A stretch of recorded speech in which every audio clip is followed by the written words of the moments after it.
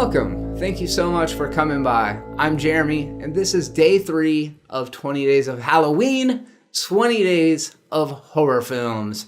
This video, I'm reviewing Mike Mendez's 2016 horror comedy, Don't Kill It. This movie stars, of all people, Ivan Drago himself, Dolph Lundgren, as a demon hunter. He's very much an archetypal 1980s action hero. He's got a cowboy hat and a duster, and he's a smoker, as everybody cool in the 80s was, only he doesn't smoke cigars or cigarettes. He smokes a big vape, not a vape pen either, like one of those big box contraptions, looks like a VHS. I don't know what they're called. I'm not a big vapor, but I enjoyed that touch, and that kind of shows the tone of this movie. Going into it, I had very little expectations, and to see the unbelievably graphic violence, gratuitous violence that happens before the movie even starts, kind of caught me off guard. This is a very subversive film, and when I say subversive, the very first scene is a father murdering an entire family in cold blood and graphic detail, and this kind of sets the tone for the body count that's going to follow in this film. There's a demon that hops from one person to another and causes this person to wreak havoc and just go on a mass murder spree.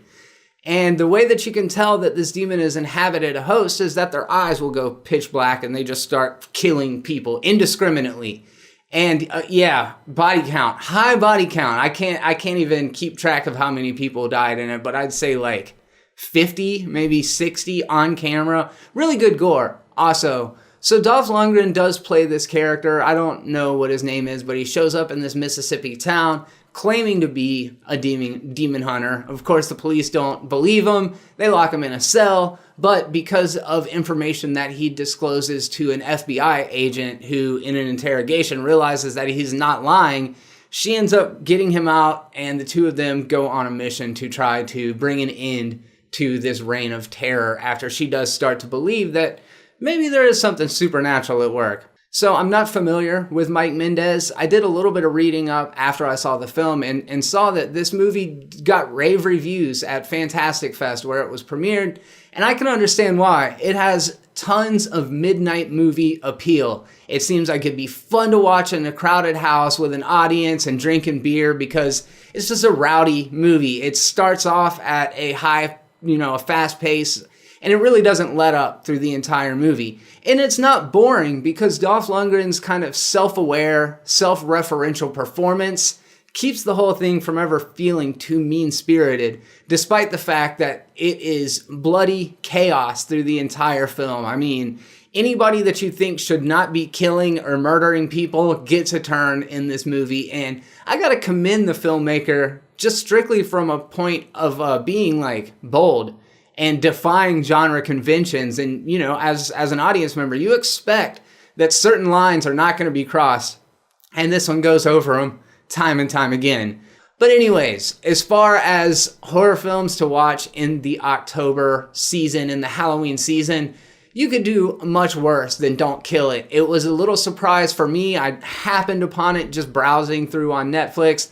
Very glad I found it because it is fun. I may even revisit it sometime in the future. On a scale of 1 to 5, I'm giving Don't Kill It a 3 out of 5. Thank you guys so much for stopping by to check out this review. There's going to be tons more coming up. I got a busy couple weeks ahead of me, so if you want to stay up to date with all of those, all you got to do is click that subscribe button. That way you can stay up to date with all of the videos. If you haven't checked out the Movie Monsters series on Be Terrible Movies, be sure to go over there and give that a watch. Also, it's being featured on HorrorMovieFreaks.com. You can go over to Horror Movie Freaks to find all sorts of exclusive horror-related content, including the Movie Monsters series. So head over and give them a like, check them out, let them know that Large Marge sent you. I'm Jeremy. If you enjoyed this video, take a second, click that little thumbs up button right there, let me know. And until next video, be terrible.